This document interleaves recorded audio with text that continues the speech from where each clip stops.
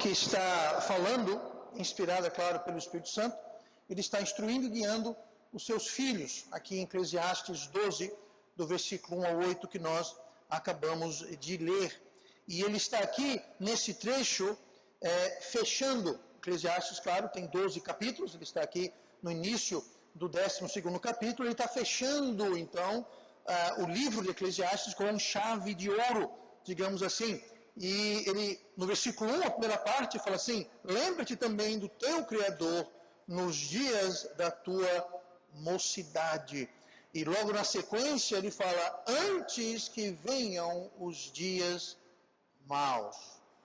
Esse antes, ele significa enquanto não vem os dias maus. Ele está dizendo: lembra-te também do teu Criador nos dias da tua mocidade, enquanto os dias maus não vêm. Antes que os dias maus venham. Não está dizendo assim para lembrar antes, mas depois dos dias maus você pode esquecer. Não é isso que ele está dizendo. É porque ele está dizendo o seguinte: lembre-te do teu Criador nos dias da tua mocidade, enquanto não vem, ou até que venham os dias maus, porque dias maus virão, especialmente se nós esquecemos do nosso Criador. Salomão aqui está se dirigindo aos jovens, ele fala: não esqueça, lembre-te também do teu Criador nos dias da tua mocidade. Mas isso não quer dizer que ele está apenas fazendo referência a jovens. Então, se você não for jovem, você pode esquecer o teu Criador. Não. Eu só devo lembrar do meu Criador durante a mocidade, depois eu posso esquecer. Também não. Se você ler aqui, a contrapartida não é a velhice. O contraste que ele faz não é a velhice. Ele não está falando sobre idade especificamente. Esse aviso, essa admoestação, está sendo lançado contra situações que nós lemos. E essas situações, algumas são relacionadas à idade e o fim de vida, outras não. Então, o que ele está dando um aviso aqui é contra situações que acontecem, e nem todas estão associadas à idade. Por exemplo, ele fala no versículo 1, ele faz referência aos maus dias. Ele fala sobre, não tenho neles contentamento. Haverá um dia que você não terá alegria e contentamento nos seus dias. Dias trabalhosos, dias dificultosos, dias em que você estará enfrentando situações em sua vida que você não vai saber o que fazer. Você vai perder a sua paz. Ele está falando: lembre-se de Deus antes que tais dias venham. Especialmente para que tais dias não venham. O versículo 2, ele fala sobre escurecer o sol, a luz, a lua e as estrelas.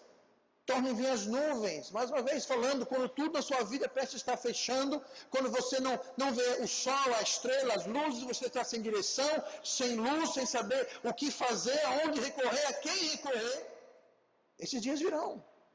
Se você está aqui hoje e você nunca esteve em tal situação, o dia vai chegar. Talvez você está passando por isso hoje, ou já passou recentemente, mas tem situações na vida que a gente olha, a gente não sabe o que fazer, estamos desnorteados, a situação é demais, simplesmente ficamos sem norte, sem saber como proceder.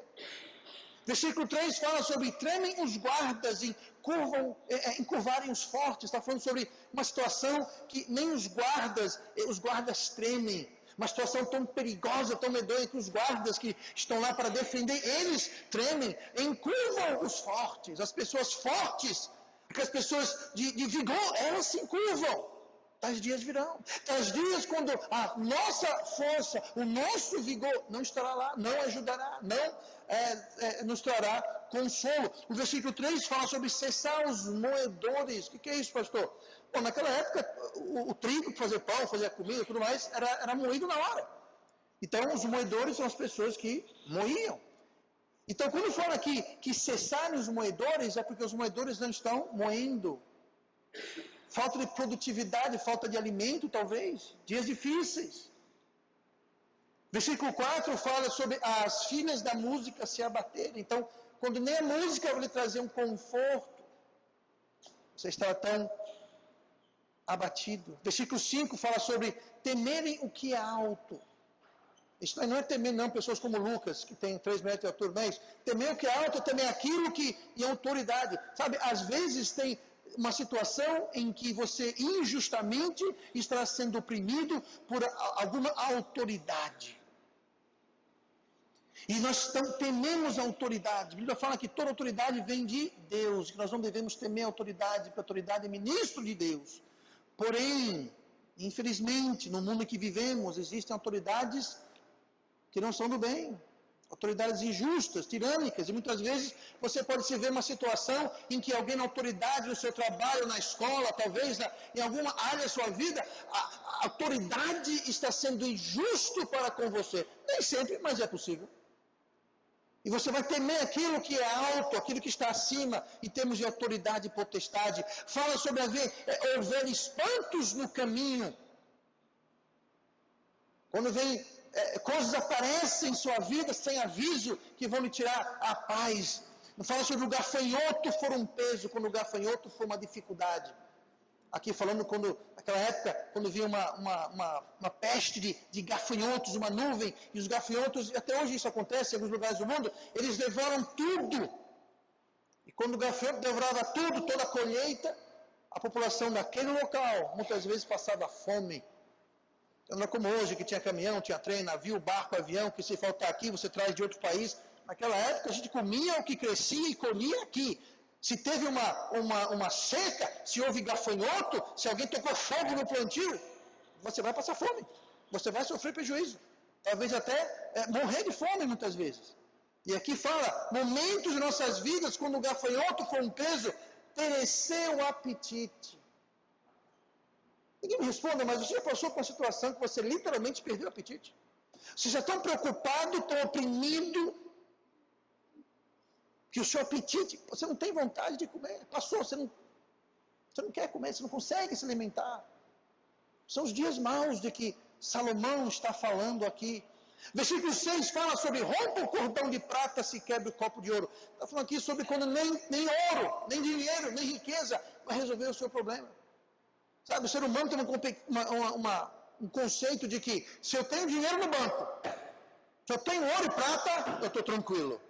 Gente, você pegar uma doença ruim, em vez de uma doença boa, você pega uma doença ruim, você pode ter o melhor plano de saúde no mundo. Não resolve. Necessariamente. Pode resolver, mas não necessariamente. Se você tem um problema com o seu filho, no seu casamento, você pode gastar o dinheiro que você quiser. Dinheiro não resolve todo e qualquer problema, não, gente. Pelo contrário, dinheiro causa mais problema do que resolve. Nós temos o conceito invertido, achamos que dinheiro é a solução para tudo. Mas dinheiro causa mais problema do que resolve. A questão não é essa. Continuando aqui. Fala aqui, e o pó volte à terra como era, e o espírito volte a Deus que o deu. Agora sim está falando sobre a morte. Tá? Então, algumas situações se refere fazendo contraste entre mocidade e velhice, mas não todos. E termina dizendo no versículo 8, vaidade de vaidades, diz o pregador, tudo é vaidade. Tudo é vaidade. Então, são coisas aqui que são coisas negativas, são coisas tristes, coisas deprimentes, mas não precisa ser assim. Não precisa ser assim. A gente volta para o versículo 1. Lembra-te também do teu Criador nos dias da tua mocidade, antes que venham os maus dias. Então, antes que venham essas situações que nós vimos aqui, antes que venha o dia mau, que venha a fome, a falta de apetite, a opressão, antes que venha qualquer uma dessas coisas, lembre-te do teu Criador antes. Porque uma coisa eu tenho percebido. Na trincheira, na fornalha, no vale, na escuridão e no problema, todo mundo lembra do seu Criador. Quando estamos sendo apertados e oprimidos e espremidos e assados na fornalha, aí todo mundo lembra de Deus. Aí Deus para cá, Deus para lá, Deus, se você me livrar dessa, eu faço isso, Deus por causa daquilo, e Deus para cá, e Deus está aqui, ó, na frente. Agora, quando não? Quando estamos na mocidade, quando estamos antes destas coisas, o que eu tenho notado é que muita gente esquece de Deus. Quando os carnês estão tudo em dia, os meninos estão tudo com saúde, está tudo com os pés calçados, está tudo tranquilo, a geladeira está cheia, a luz não foi cortada, a água não foi cortada. Quando está tudo bem, está entrando o salário todo mês direitinho, está todo mundo feliz da vida. Deus está lá longe, a gente mal lembra sequer de agradecer. Quando o prato está na mesa, você agradece? Eu não faço uma refeição sem antes curvar minha cabeça e falar assim: oh meu Deus, muito obrigado por esse alimento. Abençoe ele. Use-o para me fortalecer para fazer a tua obra. Eu não estou exagerando, não. Quem convive comigo sabe disso. E eu agradeço a Deus. Mas geralmente, quando o prato está cheio, a barriga está roncando. Agora, quando a geladeira está vazia, a panela está com poeira dentro, e você está com o estômago roncando, aí pronto, todo mundo lembra o seu Criador. Aqui está dizendo, lembre o seu Criador antes do dia mau, antes que venha problema, antes que seque a geladeira, antes que venha cobrança, antes que corte a luz, antes que venha doença, o desemprego, a pobreza, antes. Lembre-te do teu Criador. Isso não é o que acontece geralmente. A coisa mais preciosa que nós temos é tempo. A comunidade mais preciosa que nós temos é tempo. Sabe, dinheiro, você pode fazer dinheiro, agora você não faz tempo. Todo mundo tem 24 horas por dia, 7 dias por semana. Você não pode acrescentar tempo. Tempo é muito democrático. Eu não tenho mais tempo que você não tem mais tempo que eu. Todo mundo tem o mesmo tanto de tempo todo dia. Mas o tempo é a comunidade mais preciosa que nós possuímos. E claro, aqui a referência à mocidade está justamente abordando essa questão. Quanto mais moço, quanto mais jovem você é, mais tempo, teoricamente, você tem à sua frente. Claro, isso nem sempre é verdade, porque ninguém sabe quanto tempo tem. Tem gente que morre com 8, 9, 10 anos, 12, 13, 14, 15, 16, que ninguém tem. Eu não sei se o Júnior aqui, no auge dos seus, quantos anos? 13 anos. Você pode morrer amanhã, Júnior. Se há algum conforto nisso, não se preocupe, eu farei um lindo funeral para você, certo? Vai ser a coisa mais linda do mundo. Mas, entenda, o Júnior aqui, supostamente, teoricamente, tem mais tempo na sua mocidade do que eu, que estou com meus 30 e poucos anos de idade. Isso é uma mentirazinha, não é bem 30 e poucos anos não, tá? Mas eu com meus 52 anos de idade, teoricamente tenho menos tempo do que o Júnior aqui com seus 13 anos. Mas eu posso ter mais tempo de vida do que você. Você não sabe, nós não sabemos. Então, a preciosidade do tempo é algo que nós temos que entender, que compreender. E apesar de ser algo tão precioso que nós temos, é talvez a coisa mais desperdiçada, desprezada e desvalorizada que nós temos. Nós tratamos nosso tempo com um descuido e um desdém impressionante por algo tão precioso. E nós sabemos que o diabo, ele tem duas características. Jesus falou que ele é um assassino e um ladrão. E o que ele quer fazer? Ele quer assassinar também o seu tempo, ele quer roubar também o seu tempo e o meu tempo. E ele quer justamente desperdiçar e inutilizar o nosso tempo. E Deus fala, lembra-te também do teu Criador nos dias da tua mocidade. Aproveite o tempo. A Bíblia está cheia de exemplos sobre tempo. E hoje eu queria falar sobre o tema, antes que seja tarde demais. Antes que seja tarde demais. A Bíblia fala sobre essa questão de remir o tempo. Efésios 5,15 diz assim, portanto, vede prudentemente como andais, não como necios, mas como sábios, remindo o tempo, porquanto os dias são maus. Remindo, nós temos que viver de forma sábia, remindo o tempo. Colossenses 4:5, andai com sabedoria. Mais uma vez, Paulo falou em Efésios sobre andar prudentemente. Ele fala aos Colossenses, andai com sabedoria. Como? Andai com sabedoria para com os que estão de fora, remindo o tempo. Mais uma vez, remindo o tempo.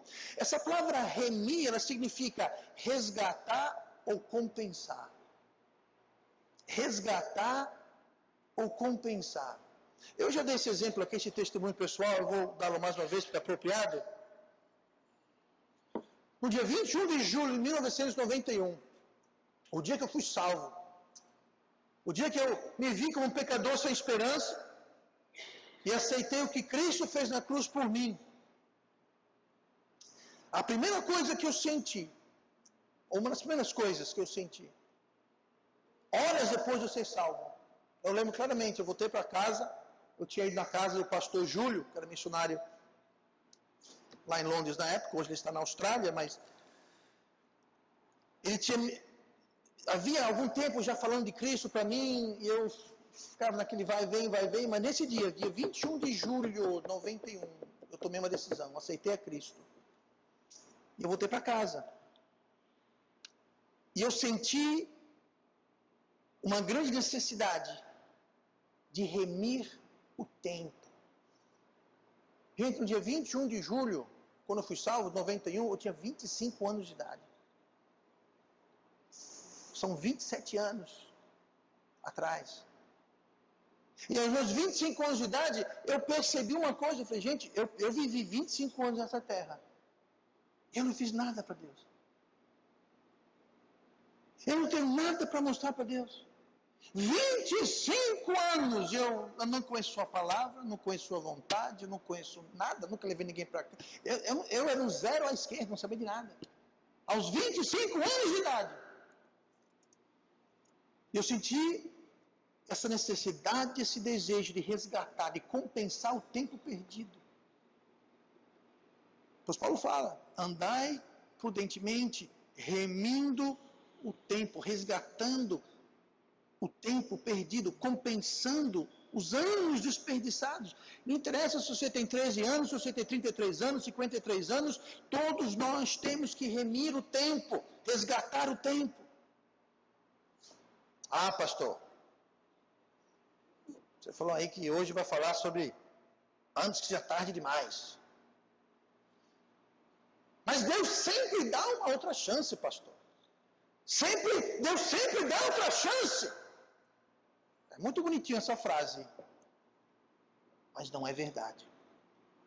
Deus pode nos dar uma outra chance, mas não há garantia que Ele dará.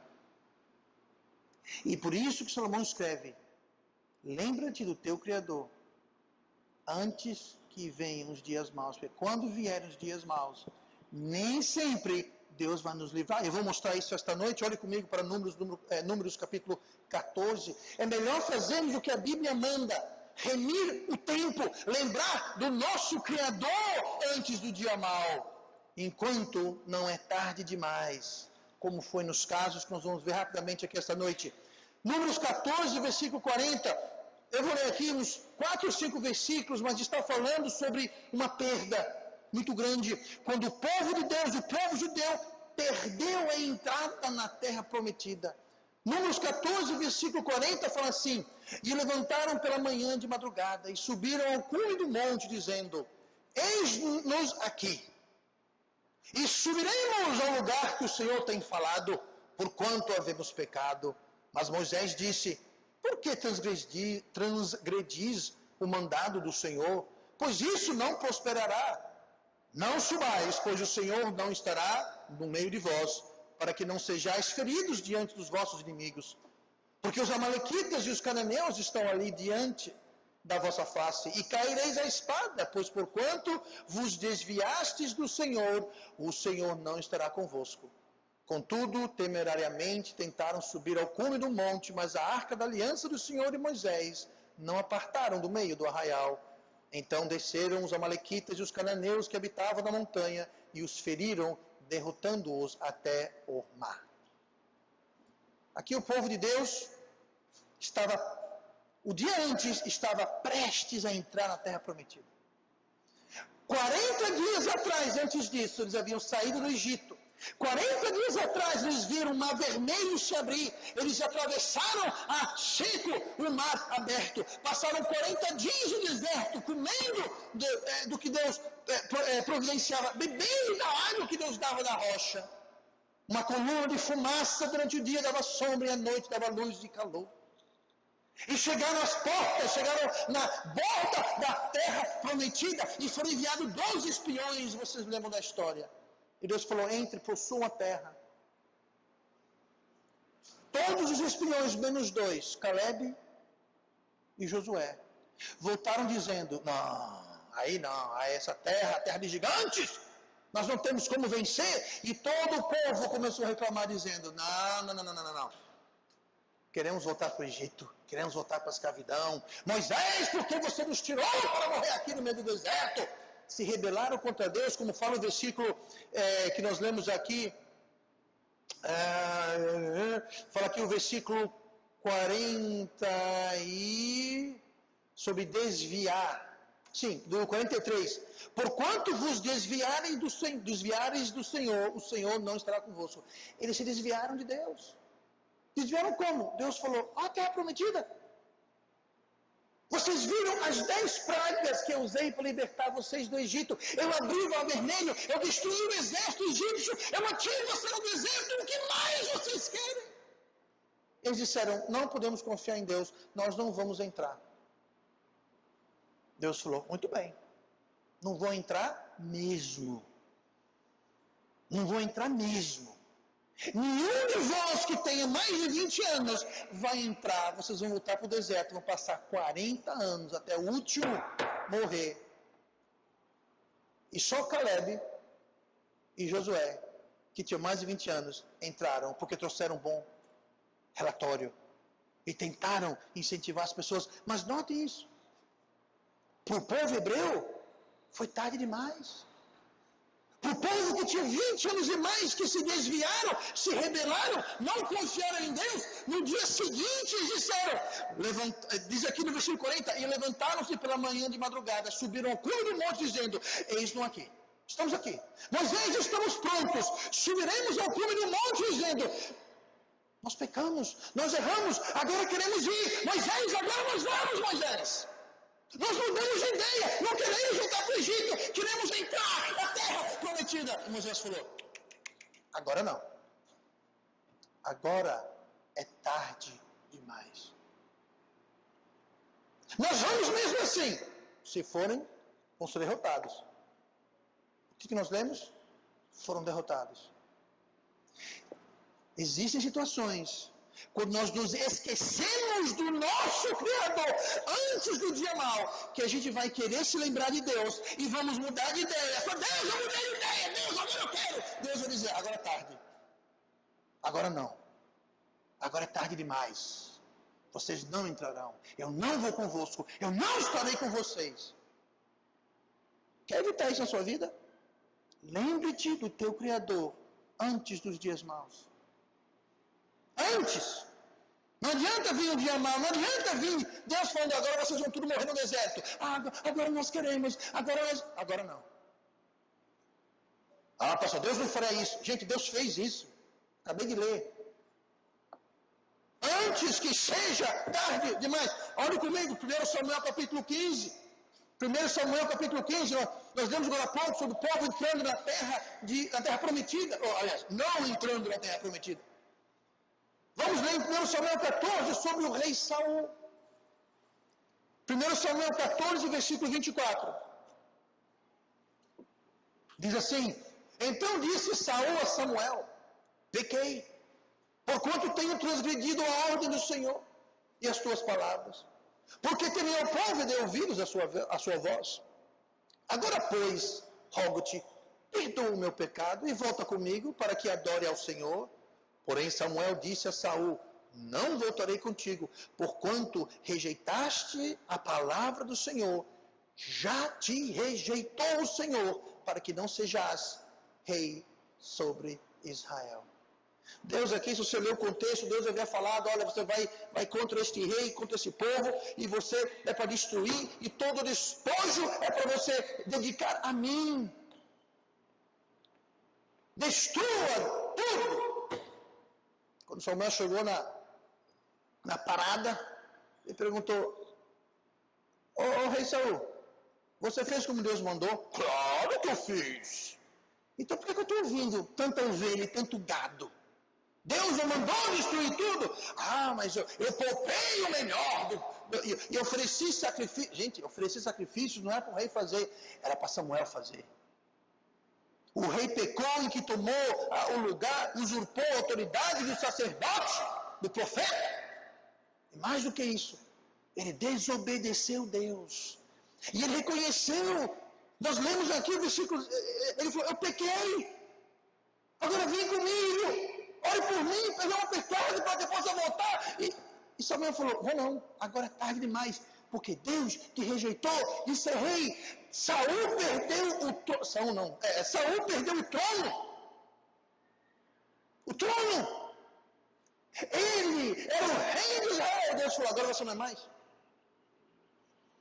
Deus, eu pequei contra ti. Eu desobedeci. Eu entendo agora. Me perdoe. Deus falou, você está perdoado, agora você não é mais rei. Tarde demais. Não esqueça do teu Criador. E não esqueça dele antes dos dias maus, que os dias maus virão. Lembra-te do teu Criador na tua mocidade. Já te rejeitou o Senhor para que não sejas rei sobre Israel. Para Saul, era tarde demais. Já havia perdido o trono. Olhe comigo Gênesis 27. Nós vimos sobre a perda da terra prometida, a entrada da terra prometida, que o povo passou mais 40 anos no deserto. 40 anos e a grande maioria morreram, todos aqueles 20 anos a mais morreram nesses 40 anos. Vimos que Saul perdeu o seu trono, porque era tarde demais, porque ele se esqueceu do seu Criador. E aqui nós vamos ver também a perda da bênção. Não com Saul, mas com Esaú, irmão de Jacó. Gênesis 27, 34. Esaú, ouvindo as palavras de seu pai, brandou com grande e muito amargo brado e disse a seu pai, abençoa-me também a mim, meu pai. E ele disse, veio teu irmão com sutileza e tomou a tua bênção. Aqui com essa história que Saul foi outro que esqueceu do seu Criador. Ele chegou do campo cansado, com fome, e por um prato de lentilhas vendeu a sua herança e sua primogenitura. E perdeu a bênção do seu pai.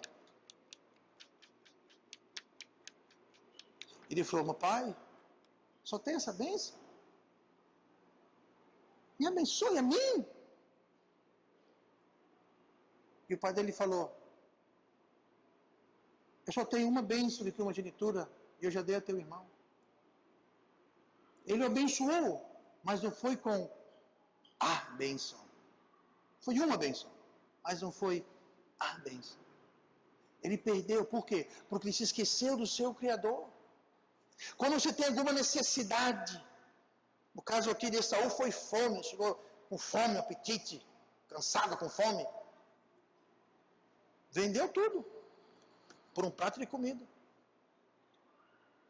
Quando nós temos uma necessidade, um problema, uma urgência, cuidado para não tomar uma decisão, esquecendo do teu Criador. Sabe quem determina quem é o primogênito? Deus. Deus decidiu que Saul seria o primogênito. Só que Esaú esqueceu de Deus, desprezou a bênção, desprezou a herança, desprezou a posição, desprezou a primogenitura e vendeu tudo por um prato de comida. Por quê? Eu estava com fome.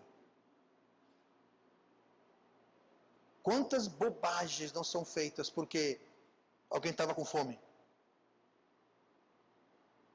Ou outro aperto, ou outra situação, ou outra insegurança, ou outro medo, ou seja lá o que for. E se esquecem do seu Criador antes do dia mau. E quando vem aquele aperto, vem aquela insegurança, vem aquela tentação, tudo é colocado a perder pelo equivalente de um prato de lentilhas. Saul perdeu a bênção. Lembre-se do teu Criador antes que seja tarde demais e você também perca a bênção. E a última coisa esta noite. A perda mais importante é a perda da entrada no céu. Olha comigo para Mateus capítulo 25. Mateus 25 e o versículo de número 11. Nós vimos que foi tarde demais para o povo judeu quando chegou na terra prometida.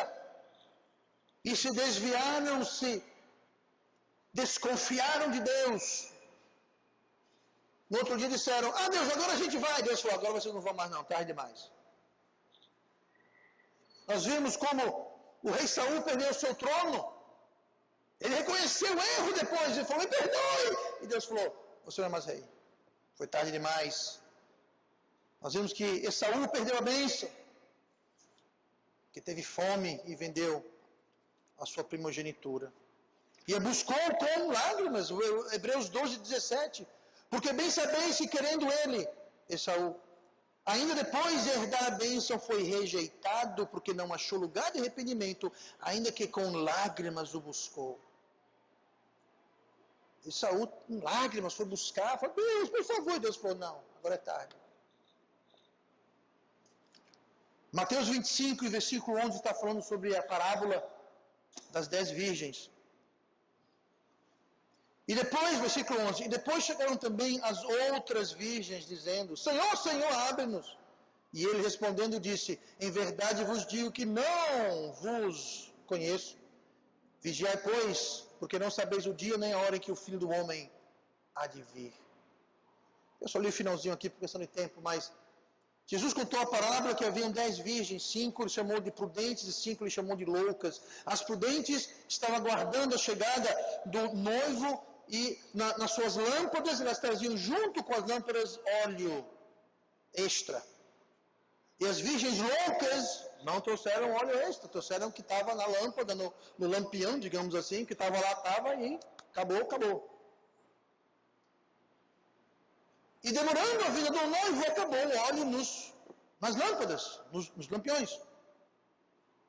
As 5 virgens sábias tinham óleo, simplesmente encheram seus lampiões e seguiram esperando. Veio o noivo e entraram para a festa, para as bodas, aqui representando o céu. As 5 virgens loucas, no entanto, como estava acabando, tiveram que sair para comprar o óleo. Para então voltar, e quando voltaram, a porta estava fechada, então eles bateram na porta, como nós lemos, e falou, Senhor, a gente foi ali comprar um óleo que tinha acabado, deixa a gente entrar. O noivo falou o quê? Tarde demais. A porta já está fechada, não sei quem você é, tchau. Não adianta fazer paz com Deus depois de passar por porvir. Não adianta chegar lá e falar, Deus, agora eu acredito em Ti. Deus, agora eu acredito em Jesus. Agora eu aceito o sangue de Cristo. Agora é tarde. Era para ter aceito lá. Nessa vida. Tem muita gente que, ontem mesmo, saímos para evangelizar, falei com algumas pessoas. Se você morrer hoje, você tem 100% de certeza que você vai para o céu? Tenho! Eu falei, amém, maravilhoso. Por que você tem essa convicção que você vai para o céu? Porque eu sou uma pessoa boa. Bondade do meu coração.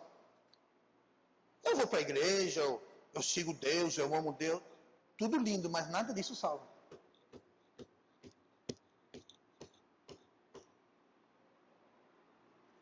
Lá em Mateus tem uma profecia, e é uma profecia horripilante, ao meu ver. E muitos virão naquele dia e dirão, Senhor, Senhor! E Jesus responde, apartai-vos de mim, não vos conheço. Mas, mestre, nós fizemos isso e aquilo, e pegamos sua palavra, e fizemos não sei o que outro, e fizemos... Mais uma vez te digo, apartai-vos de mim, não vos conheço. Aquilo não é uma parábola, gente. E naquele dia está falando sobre uma profecia que vai acontecer. Haverá um dia em que pessoas irão para Cristo dizendo, Senhor, Senhor, a gente fez isso, a gente não fez aquilo, a gente dá, e Ele vai dizer, não vos conheço, apartai-vos de mim.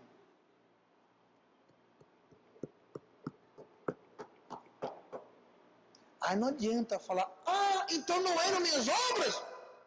Não. Não era maldade no meu coração? Nunca foi.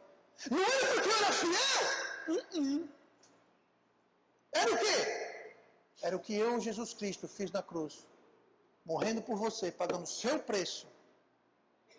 Para lhe dar o dom gratuito de Deus, que é a vida eterna. Pela graça sois salvos. Não vem das obras para que ninguém se glorie. Jesus, agora eu entendi. Dá licença que eu vou entrar.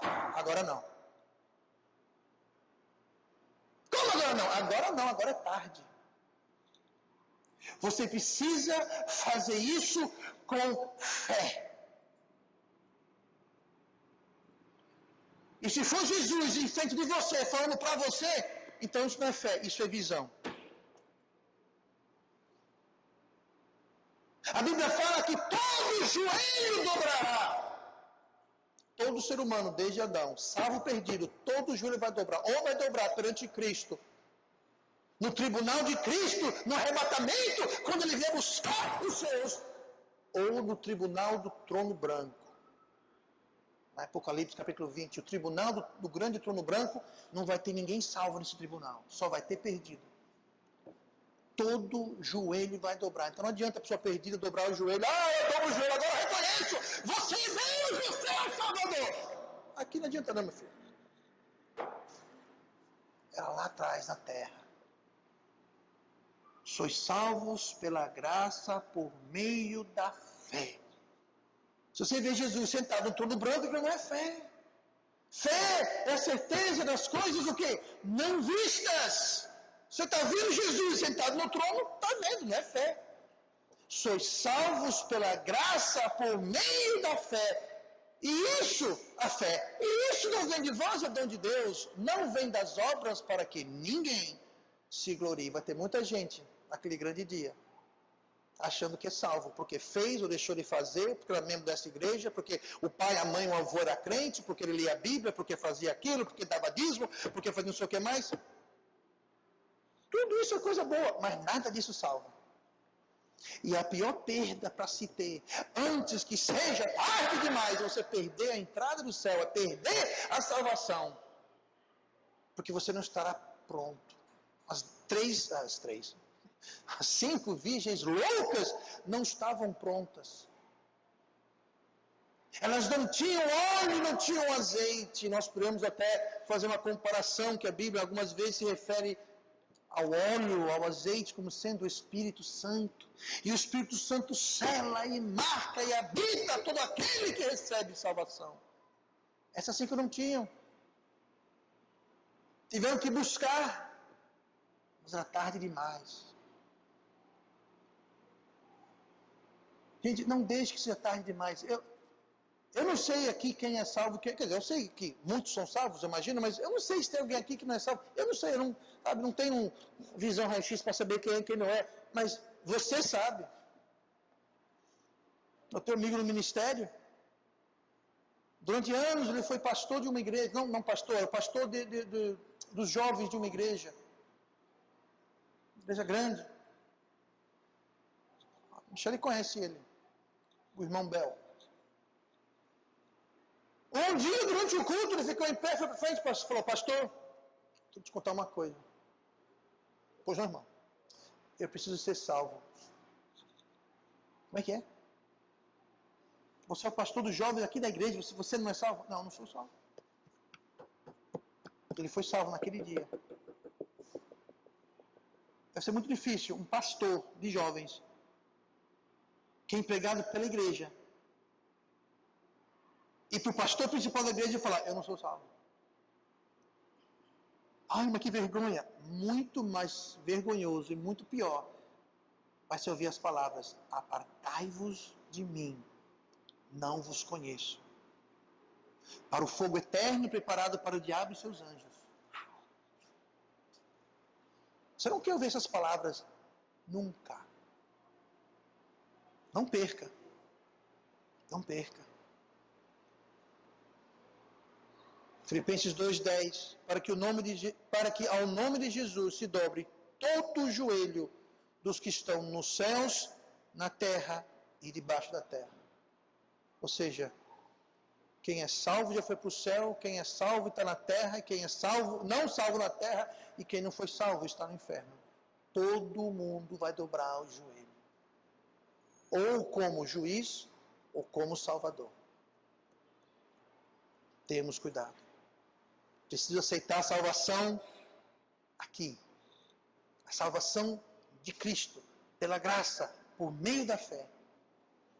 Antes que seja tarde demais, estejamos perante o nosso Criador e esse dia mal venha. Então não deixe que seja tarde demais para você perder algo que poderia e deveria ser seu. Sabe, Deus tem uma terra prometida. Deus tem um trono, Deus tem uma bênção. Deus tem salvação para todos. Deus quer que todos sejam salvos. Mas se nós deixarmos tarde demais, se nós não nos lembrarmos do nosso Criador, os dias maus vão vir. E nós vamos perder, como o povo judeu rebelde perdeu a terra prometida, como o rei Saul perdeu o seu trono, como Esaú perdeu a bênção. E como aquelas pessoas que Jesus falou, apartai-vos de mim, perderam. Eles sabiam de Cristo, mas não conheciam Cristo. Chamaram do Senhor, mas não eram salvos. E vamos orar. Pai amado, nosso Deus querido,